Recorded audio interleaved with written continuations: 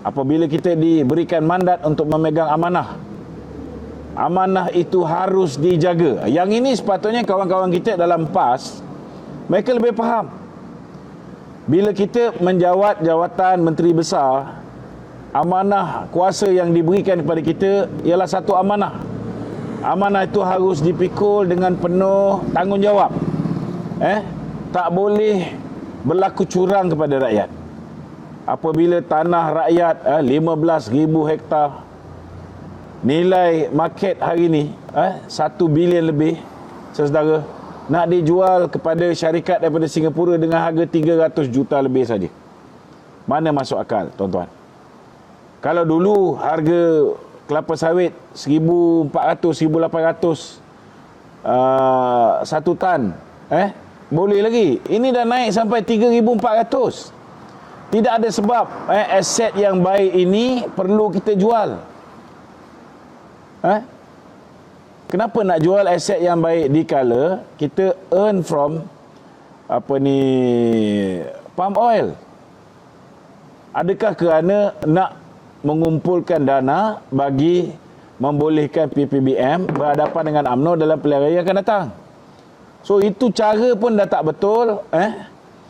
Kita punya niat pun dah tak betul. Apatah lagi ada berderet, tuan-tuan, isu yang melibatkan Peja ni. Peja ni dulu sama-sama panel pemikir dengan saya, kan? Cuma Rais Yatim buang dia. Dia kena buang kerja. Pasal dia pergi ke Fortila, dia tak minta cuti pun. Dia main cabut gitu je. Dia buat suka hati dia je lah, kan? Masa dekat jadi MB, dia buat benda yang sama. Dia tak ikut undang-undang. Kediaman rasmi MB dah jadi macam kelab malam. Ada pesta seks, ada pesta hadadah, ada pesta arak. So benda ni tak boleh berterusan.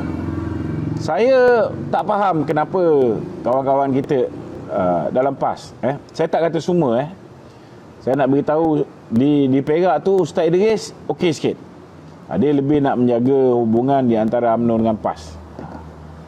Dia pun tak berapa berkenan ni, saya rasa, dengan geng-geng PPBM, terutamanya dalam benda-benda yang bertentangan dengan agama ni semua. Tapi ada setengah-setengah tu dia lupa dia PAS. PAS ni kena faham. Mereka ni bila berpolitik, mereka letak agama di depan. Jadi kena pastikanlah agama kena sentiasa di depan. Jangan tinggal ke belakang. Ikutlah tu Ustaz Deri tu. Betul lah tu jalan dia. Kalau ikut Taqiyuddin, tuan-tuan, dah bergaul dengan Hamzah Zainuddin, dah bergaul dengan Azmin, yang semua orang tahu dengan masalah luar tabi'i dia, seks luar tabi'i dia. Jadi akhirnya jalan tu jadi bengkang-bengkok. Yang ni kita tak boleh nak betulkan. Ini pemilihan ketika Muktamar PAS akan datang, buatlah pembetulan. Buatlah pembetulan. Mana pemimpin yang kita rasa tak betul tu, saya nak beritahu, jangan malu kalau ada pemimpin tak betul dalam PAS. Kerana dalam UMNO pun ramai, lebih ramai saya silap daripada dalam PAS. Tapi proses pembersihan ni perlu selalu berlaku. Orang dalam UMNO pun ada di antara mereka ni akan kita bersihkan dalam pemilihan akan datang.